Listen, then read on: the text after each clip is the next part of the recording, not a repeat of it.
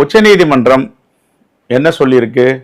ஒன்றிய அரசு, மோடி அரசு ஏற்கனவே நீட் தேர்வில் பல பிரச்சனை, பல கோளாறு, பணக்கார பிள்ளைகள் மட்டும்தான் இதை படிக்க முடியும்.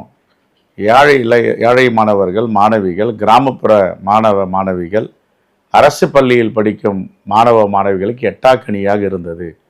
இந்த நீட் தேர்வு வேண்டாம் என்று இந்த தேசம் முழுவதும் ஒரு குரல் எழுந்தது. அதற்கு முதல் பலியாக, கள போராளியாக அரியலூர் அனிதா அவர்கள் தன்னையே மாய்த்து கொண்டார். எல்லா இடத்திலும் இந்த குரல் நீட்டுக்கு எதிராக ஒலித்தாலும் மோடி அவர்கள், பாஜக அரசு பிடிவாதமாக இதை நடத்தியே தீர்வோம் என்று மாணவியுடைய உயிர்கள் விளையாடியது. பல நூறு குழந்தைகள் இதனால் தற்கொலை செய்து கொண்டன. இப்பொழுது உண்மை வெளியே வந்திருக்கு. என்ன வெளியே வந்திருக்கு? இந்த நீட்டு தேர்வுன்னா வசதியானவங்களுக்கும் மிகப்பெரிய இடத்து பிள்ளைகளுக்கும் தான் இது கிடைக்கும். என்ன படித்தாலும் இதில் கிடைக்காது. ஏன் கிடைக்காதுன்னா அவர்கள் முடிவு செய்வது தான். மாணவர்கள் தேர்வு எழுதி வெற்றி பெறுவதில்லை.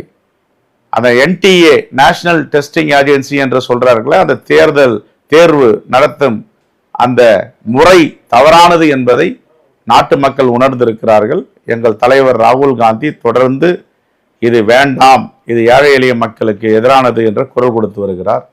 நாடாளுமன்றத்தில் மிகப்பெரிய வாதத்தையே நடத்தியிருக்கிறார், கேள்வி எழுப்பியிருக்கிறார். உச்சநீதிமன்றம் கேட்கிற கேள்விக்கெல்லாம் ஒன்றிய அரசால் பதில் சொல்ல முடியவில்லை. இதில் ஊழல் நடந்திருக்கிறது, கையாடல் இருக்கிறது, கையூட்டு இருக்கிறது என்பதை கண்டுபிடித்திருக்கிறார்கள். ஆகவே இந்த தேர்வு வேண்டாம் என்று இப்பொழுது ரத்து செய்யப்பட்டிருக்கிறது. இதை விட மோடி அரசுக்கு மிகப்பெரிய அவமானம் எதுவுமே கிடையாது.